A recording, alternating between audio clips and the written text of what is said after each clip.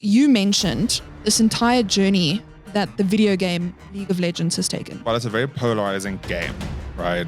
That doesn't matter. What really makes the game is the characters. They created this TV series now called Arcane, right? So people who were already invested in their characters in the video game saw them in the show being like, oh my wait, like what are they going to do with them? Like I want to see more. It's just incredible how they've been able to adapt these stories from multiple areas of media, essentially. Yeah. All of Riot Games is media, you know, it all interlinks and it all brings people to different ones. If you play the video game, you know that character, you're going to listen to that song. You know that character, you're going to watch the show. If you watch that show, you're going to play that video game because you want to play that character. But I mean, if something's massive, like people are going to see it, people are going to try it, people are going to listen to it, people are going to play it. And that's at the end of the day exactly what the company wants. So you can sit there on your hate wagon, but you're still contributing to their paychecks.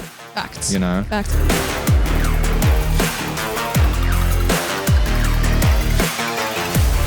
Jean-Michael, welcome to the 4Words podcast. Hello, thank you very much. Thank you for having me. Jy is baie gewelkom. Dankie. Yeah, very excited to be here. You have no idea. This is the first time that it is two Afrikaans people on the podcast. Yeah, Afrikaans So podcast. ek kan eintlik my Afrikaans bietjie gooi. Today, I want to take a second, introduce you a little bit, get into how you found us, your experience in the video editing space, and then we're actually going to chat about some really sick topics. When I prompted this podcast topic discussion with the team, obviously everyone threw out very specific ideas, but Jean-Michael's really caught me off guard because he physically said, I don't think you're going to understand what I'm talking about. Firstly, why don't you tell the audience about how you got into the video editing space and how you found us? I was working at a place, and I realized, okay, wait, this isn't working for me. I need to find a new one.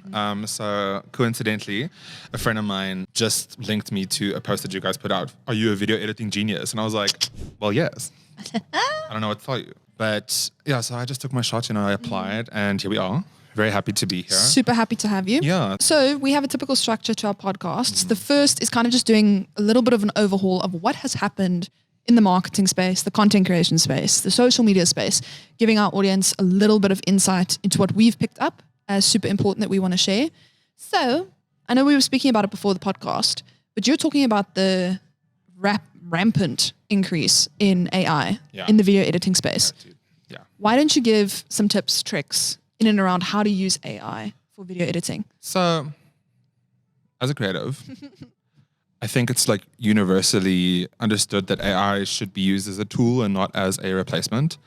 I like that. I like that thinking a lot. Yeah, because like it's really like it's gonna get to a point one day where people are just gonna put in a word into a prompt machine and a video will whatever fully they be need, generated. you know? I mean, just yesterday, I think it was either Dior or Chanel.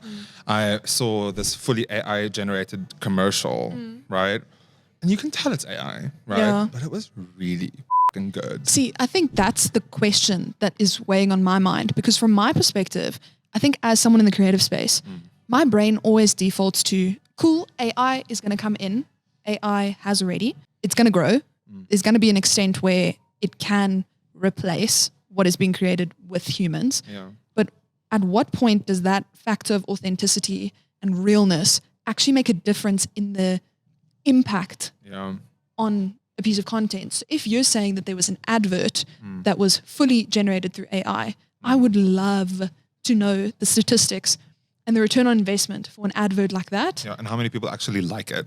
Yes, versus, but see, it's like is so subjective. In my opinion, brands will start, particularly in advertising, if they start doing AI generated content and it performs the same, if not better, than fully human produced content that has this realness and this authenticity that I tend to look for. Like ultimately, if it's performing the same or better, like it doesn't matter if people like it or not. Yeah, you're right. If it works, it works. Yeah, it's still very much in the early phases, you know. So that's what I'm saying, like, to circle it back to, you know, like using AI in videos, where is the line right now? That is still the question that we still don't have really answered. Yeah. We've all learned AI isn't going to go anywhere. Yeah. It's here to stay. Yeah. And I'm not going to sit here and lie and pretend like I don't use AI on the daily. I think you would be putting yourself massively on the back foot if you didn't. Yeah, it's and a massive detriment at this point because the world is moving so fast and everyone expects things so much faster. Yeah, especially post-COVID. Yeah. Exactly. But I'm also a firm believer, if you look at development in any space, at any point of time, we all at one point thought it would be crazy to develop a car that runs on electricity. We thought it would be crazy to develop machines that are fully automated to run farms. Like all of those things we thought were insane, and it's become normal. It's become something that's just a generalized development of software and technology. So I think AI is the first one that's genuinely impacting people now because it's becoming so readily available. Even in like a space like this, like the podcast space, you know, there are so many tools that also make making podcasts so much easier. Because, yeah, dude, like before that, sitting there listening, you'd have to edit like a 2-hour podcast down. People just talking about things that you might not necessarily be interested in, you know. Or know much about. Yeah, or know much about, but also something that you don't really want to learn much about. Like if it's something that's very uninteresting, it's very difficult to truck through a 2-hour conversation about like, I don't know, like what orange juice does to your kidneys. Like, who cares? If you're not interested, you're not interested. Yes, exactly. And what does orange juice do to your kidneys? No, I didn't listen. Case in point. Exactly. There's this thing called Autopod. Sponsor us. So, like that thing, I mean, it's revolutionary. It literally, like, you just put in your camera angles, right? And you name the audio tracks, speakers, like who's where. And you click generate and it just cuts out like the entire all thing the for empty you. space. It also switches between the cameras for you. Now you just have to kind of sit there and fine tweak it. Oh, okay, I cut off a little bit too early here. Oh, I used the wrong camera angle here. Let me fix But what that. I love about that software is, in my opinion, every single profession, every single career, every single job has sections of almost like white noise that are things that if you don't have to expel massive amounts of energy, if that can be made shorter, you have so much more time and capacity to add value, to create impact in your edits, which I think is where we specialize in. When it comes to video edits, it's not it's really not about these basic, simple, boring, bland edits anymore. There's also that thing called Opus Clip.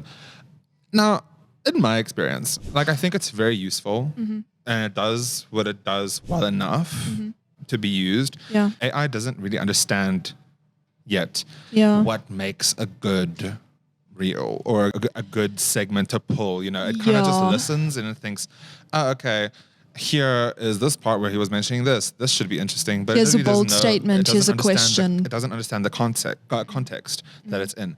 And it also, like, if you check, it'll give you like a little grading. And I'm like, cool, what do you know?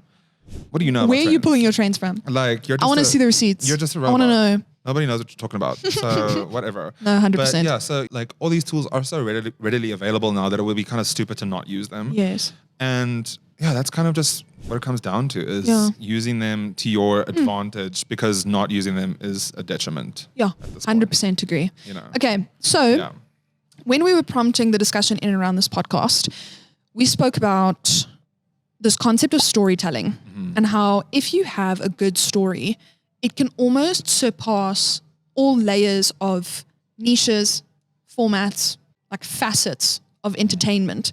So whether it's a series, whether it's a YouTube video, whether it's a TikTok, whether it's a video game. And you mentioned this entire journey that the video game League of Legends has taken. I would love for you to explain that and unpack that to me and walk me through how the storytelling in your experience went from one facet to the next. Yeah, okay. So background. I never used to play that game, okay? My boyfriend is really into it and he made me do it. Well, he didn't make me. He asked me really nice. He was like, please, can you play this game with me? And I was like, fine, sure. Please, can you get interested in it? Yes, fine, sure. So then I tried it. Now I'm violently addicted.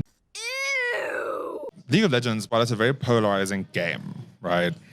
That doesn't matter. What really makes the game is the characters. And they all go into different roles in the video game. Like, it's a whole thing. I'm not going to get into it. But so that is what really is the strength. I will be reading a Wikipedia page on League of Legends after this. As you should. Just don't play it. Y'all have heard of Riot Games, okay? Riot Games is the one. Like, they have somehow successfully built a fucking empire of with using their IPs. So they've got a lot. They've got League of Legends, they've got Valorant, they've got Legends of Runeterra and Teamfight Tactics, all of these video games. I have heard of some of those. Yeah, Valorant's like massive in South Africa right now. It's like one of the biggest, actually worldwide, especially here. I think like they had a Valorant tournament at Rage last year. Yes. And I think the prize pool was like 50,000 rand. No, it was massive. I still remember seeing that. I just want to be a professional gamer. Is that too much to ask? Like, just let me play video games for money, please. Anyway, but so how I'm trying to tie this into the fact that no matter what medium you're using, the story, as long as your story is good, any medium works. So they started out with their video games, okay? League of Legends, I think it came out in 2009, if I'm correct. I've only been playing for 2 years, I don't know. So the gameplay, the game itself is very polarizing. People either love it, people either hate it, like, you know, there's no in between. But what really makes it very popular is the characters. There's over 70 characters in the video game. And all of them have, not all of them, some of them have really lore, but like, you know, some of them have really, really good lore. Yeah. And reading those stories, like people really get invested in the character, making them want to play that character, making them want to learn their skill set, their moves. Yeah, they relate to them. Exactly. And then how I was going to segue this in is they created this TV series now called Arcane, right? Season On 2, Netflix. yes. Season 2 is coming out in November, I feel like I now need to go and watch season 1. You do. They took characters from League of Legends, Jinx, Vi, Caitlyn, a couple others, and put them into the story and then expanded upon their story. So people who were already invested in their characters in the video game saw them in the show being like, oh my wait, like what are they going to do with them? Like I want to see more. So then the show came out. It was incredible. Like it was an animation marvel. Like I'm not even kidding. I think it took them like 7 years to make the show. 7? Yeah, for 10 episodes because the animation is insane. Like How are we getting season 2 already? They just know it was going to slap. I don't know. I think so. I think they probably knew like, oh, we've got something good going here. Because like I've never seen animation so good. Like I was trying to say is like they are taking these characters that people already know, put them into the show and got millions of people to watch the show who've never played the video game. They have no idea what League of Legends is. Like one of my best friends, she's obsessed with Arcane. She's obsessed. Like I literally sent her the trailer for the show and she just like, she called me like, oh my, it's happening. I was like, yes. And then I told her about the video game and she was like, I didn't even know that it was a video game based on a video game. And I was like, yeah, that's how they get you. Yeah. Because like, I know they got a load of foot traffic after that first season started. Oh, 100%. 100%. And then, yeah, it's just incredible how they've been able to adapt these stories from multiple areas of media, essentially. Yeah. I mean, they even that K-pop music, dude. How, you would ask? How? They took the 5 hot girls from League of Legends, put them into K-pop outfits, and made them sing Korean pop music. That was it, you know? Yeah. And dude, their name is KDA. That's the name, KDA. So it's actually a reference to League of Legends. Okay. Your KDA in video games in general is your kills, death, and assists. Yes, I actually know that. Yeah. So I didn't know the abbreviation, but I've heard those 3 words so before. when I read it, I was like, haha, that's a video game term. That's funny. You know? And then I was like, oh wait, these are from a video game. Cool, wonderful. Because I also knew KDA before I even played the game. I have a question for you though. Obviously, video games. I don't want to say they're niched. But there is, like you said, it's quite polarizing of a game. So League of Legends, you're almost like a diehard, or you've never heard of the game. Yeah. Same with Sims. I mean, yeah. Even me. Yeah, sure. That's how I can relate. But Does the laptop also want to take off when you start up Sims 4? I literally had to delete it because I couldn't do any video edits because I had no storage on my MacBook. It's tough, bro. Yeah. So obviously within the video game space, there's obviously the events. There are these initiatives that generate more and more interest and like loyalty towards particular types of video games. So for example, like first-person shooter games. We've seen it quite prevalent in the TikTok space. TikTok has given musicians, smaller indie bands, DJs you've never heard of, these massive platforms to go viral. But on the other side of that, with all these new people finding their music and all of a sudden being obsessed with these artists and then becoming more and more popular, there's also this counterculture of saying like, you've only found them because of TikTok. You're not really a loyal fan. Like you're a fake fan, that type of vibe. And these people who have found their music through the traditional channels of whether it's, you know, searching endlessly on Spotify or getting lucky that it pops into their Apple playlist and finding these bands and being so loyal to them for years. And then all of a sudden they go viral on TikTok and it has all these new fans. Their songs might change a little bit because of the, you know, the massive new following. Do you think that that narrative exists in the video game space now that it's trickled into mainstream through the form of a series? 100%. So like... Because I've heard that before. I mean, like, I'll use League as an example again. Obviously, when the show came out, like millions of people watched the show and millions of people were now like, I want to try that video game. I'm going to try it. Obviously, massive influx of viewers went in to try the video game. And like video game spaces already have their dedicated player base and... They're hardcore fans. Yes. And that shit gets toxic as hell, brother. Like I'm talking the most horrible things you could possibly think they say to people.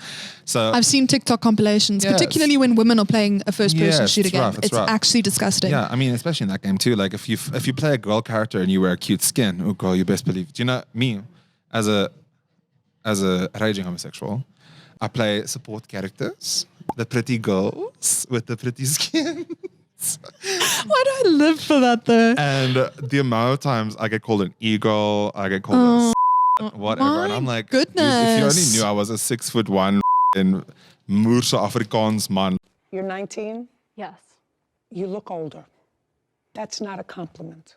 Coming back to how those people integrated into the gaming space as well. A lot of people started, they had no idea what the they were doing, and they were essentially bullied like so much by the player base that was already there. That's a whole like can of worms for another day. That's what the music did as well with KDA. They put the pretty girls in pretty dresses, pretty skins, made cool music videos for the songs. People watched them, were like, I want to play as Ari. I want to play as that hot Evelyn. You know, like that's just kind of what happens. All of Riot Games is media, you know, it all interlinks and it all brings people to different ones. If you play the video game, you know that character, you're going to listen to that song. You know that character, you're going to watch the show. If you watch that show, you're going to play that video game because you want to play that character. It's almost like, in the same way that we speak about repurposing content for platforms where you can find the right people, it's the exact same type of relatability that's working in this case. And what I love about it is ultimately, like, and I want to finish off on that point of like kind of rejecting people that are coming into the space now that they've newly found the series or they've found a song, things like that. I'm a firm believer that ultimately, if your intentions are correct with your enjoyment, your love, your affiliation with something, if you are proud to be someone that enjoys playing a video game, if you're proud that you like a band, ultimately that influx is benefiting that organization. That organization put a lot of hard work, hours, creative energy into creating this project. So to just turn around and be so anti-new is so contradictory to me, because then do you love the game as much as you say? It's gatekeeping. It's like... It's boring. You don't gatekeep in 2020. People trying to like keep things to themselves. But I mean, if something's massive, like the way that all of Riot Games' things are, there's no stopping anyone. Real. You know, like Real. People are going to see it. People are going to try it. People are going to listen to it. People are going to play it. And that's at the end of the day exactly what that company wants. And I genuinely... Like Riot is a very polarizing company as well, in the sense of they come across very money hungry. And a lot of people are standoffish to them because of that. But they still play the game. They still watch the show. They still stream the music. All of that is more revenue for them at the end of the day. So you can sit there on your hate wagon, but you're still contributing to their paychecks. Facts. You know? Facts. So for me, biggest takeaways, A, don't gatekeep because it's boring. B, you don't do that don't in the play creative League of space. Legends. B, play League of Legends if you would like to, and because you have full autonomy. And C, most importantly, and the reason why we wanted to have this discussion, is recognizing that if your story is good enough, and this is something we're seeing on all platforms, even now on TikTok, people are craving stories, authenticity, real generation of something. You know, they don't just want to be taken along for a day. They want to hear stories while you do that. Seeing that translate from all the way from a video game that was not intended to necessarily be something that would trickle down into mainstream media in the form of a series, it has, and it's beneficial. And it shows that if you have the right story, if you have characters with authenticity, and in the same way brands have your brand archetypes, like you are X, Y, and Z within a brand, people relate to that. And it's not just on social media. It translates across digital formats, which I love. Yeah, it's true. It's true. Should we Facts. do our little foresight? Our final segment on today's podcast is Foresight. It is a segment where we like to essentially give our predictions, our I told you so's that we get to say in the future. And mine today is actually something that I wasn't really thinking about. But you know how, and I posted this on our LinkedIn and our TikTok and all that type of stuff. I spoke about the generation of short form content now trickling into LinkedIn. So LinkedIn introduced those in-feed video scrolling features in the same way that TikTok, YouTube Shorts, Instagram Reels obviously has them. But on those platforms, there's monetization for creators for sharing their content on that platform. I think, and I predict, that LinkedIn will sometime in the future start offering some form of monetization for their creators. And I'm going to tell you why I think that's true. Firstly, every other platform offers it. So for example, you can earn on TikTok, you can earn on Instagram in a very small niche section. That's something they need to build out. You can earn on YouTube. Still very niched, very high entry level basis, basically. But you can earn. So you're working towards the loyalty of being on that platform to paying off for you in a monetization sense. LinkedIn, secondly, is thought leadership. It is, how do I make a genuine contribution towards the knowledge in my industry? And I think it would be such a waste for LinkedIn to not reward the creators that are actually giving, like, if you think about it, it's almost in the same way that if you write a paper at university, if you write a master's thesis or a doctorate or whatever, every single time that doctorate or that piece of information is used or cited, you receive some form of remuneration for your contribution towards the space. And I think for LinkedIn, they aren't going to offer monetization for short form content because other platforms do that. But imagine how cool it could be if LinkedIn started offering money, like a reward for people essentially contributing towards the betterment of the entire industry and the knowledge that's shared in it. That's my prediction. Yeah. And I mean, like, if you look at it now, I haven't spent a lot of time on LinkedIn recently, but when I did go on the other day, I just decided to click on that little video tab, see what comes up. And I think because it's still so new, now is the time to jump on that stuff. Like, you got to get into it now because in a couple months, it's going to be so saturated. Like, everyone's going to be posting their, like, how I started my business when I had nothing, whatever, like those motivational to me literally stuff. doing that next week just for comedic effect. I swear. Guess I started my business in 2020 during a COVID lockdown. Look, nah, like, it's going to be a lot of that. And I while I was scrolling, I saw like all the videos have like a couple likes, 10s, 20s, 30s, 100s here and there. But it's not nearly as big as other platforms because I do think that like it's brand new. It's brand new, but also most of the like user base of LinkedIn is still a bit older. Even on that though, the type of content I've seen on those feeds has been podcast clips. Yeah. It's been clips from seminars, TED Talks, talking head videos offering value. Like it isn't humor-based content. It really isn't. And I would love to see how they build that out even further. Yeah, I think it's a very good prediction. So let's see. Let's see. That's something I would love to say I told you so on. Yeah. Okay. Jean-Michael, thank you for joining me on the 4Words podcast. It has been a pleasure. It's been great to be here. And you will most definitely be seeing more of this man's face all over our social media. As always, make sure to like, subscribe, comment if you have any questions or thoughts on anything we said. Make sure to check out our other social media channels, as well as if you need any content creation, social media management, organization, that's my forte. You know where to find us. 4time.co.za. Okay, bye. Cheers.